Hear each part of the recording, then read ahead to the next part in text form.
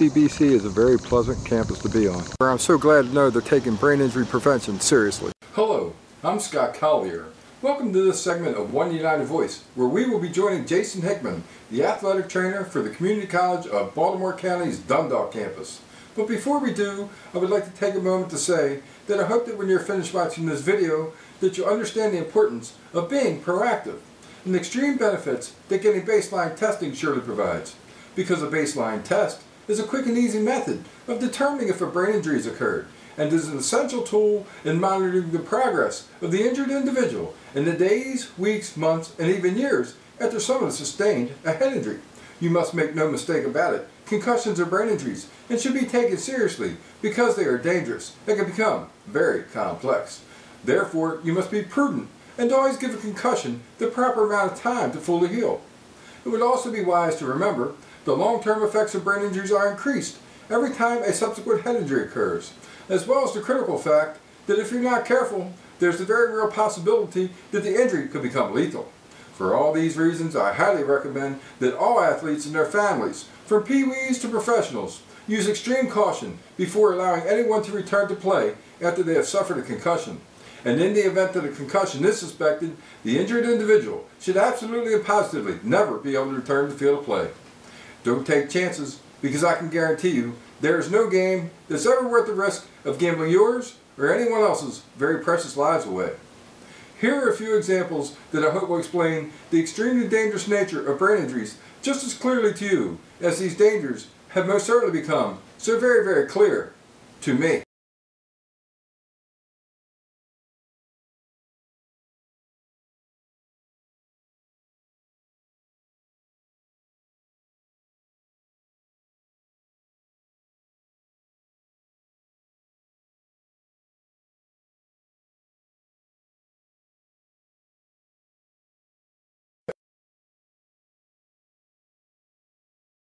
Here at CCBC Dundalk, with all the athletes, what we do for their concussion testing, the 3 baseline tests that we implement are the BEST test, that's a balanced error scoring system which we use to check their balance. The standardized assessment of concussion is a neurocognitive test. It's very easy to implement, and it's basically a questionnaire with some exertional testing as well.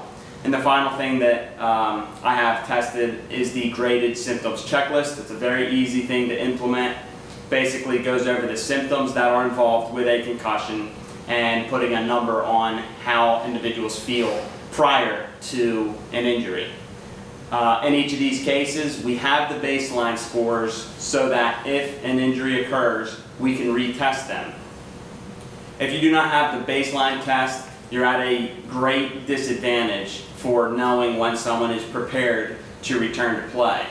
By having a baseline number, we know every individual's baseline and where they normally stand, be it with their balance, with their neurocognitive abilities, and with their graded symptoms, how they feel on a normal day. It's also important to note, with these 3 tests, it's very easy to implement, and it only takes about 15 minutes of time for every athlete. Now, in a scale such as this, where I have 4 teams on college, it's not terribly strenuous with time, but there is some time constraints involved with it. Nonetheless, it is something that can be implemented with the help of others, and just being proactive in getting the tests done so that the athletes are in the best position following injury to safely return to play. It's also important to know, with the 3 tests that we implement at CCBC Dundalk, no single test is used to return an injured athlete to play.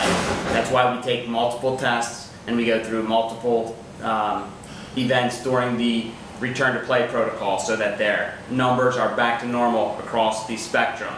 If someone passes the standardized assessment of concussion, but they fail the BEST test, or they have graded symptom checklist numbers that are horrible, we know that they're not ready to return to play. That's why it's also important to do multiple tests so that there's a coordinated effort to understand where each flaw is in the athletes, and that they do not return to play until all their numbers are back to baseline levels. And when should they see a physician? Physician, in my case, I refer athletes to a physician with prolonged or intense symptoms. If an athlete has loss of consciousness, typically I will immediately set up an appointment to refer. If an athlete has worsening symptoms, meaning their headaches are getting worse, dizziness is getting worse, blurry vision, double vision, light sensitivity, the whole spectrum of symptoms. If they are getting progressively worse, we know that they have to be evaluated for more significant injuries. The first portion of the baseline concussion testing, what we go through with the athletes here, is called the BEST test, Balance Error Scoring System. We're going to go through that today with Scott.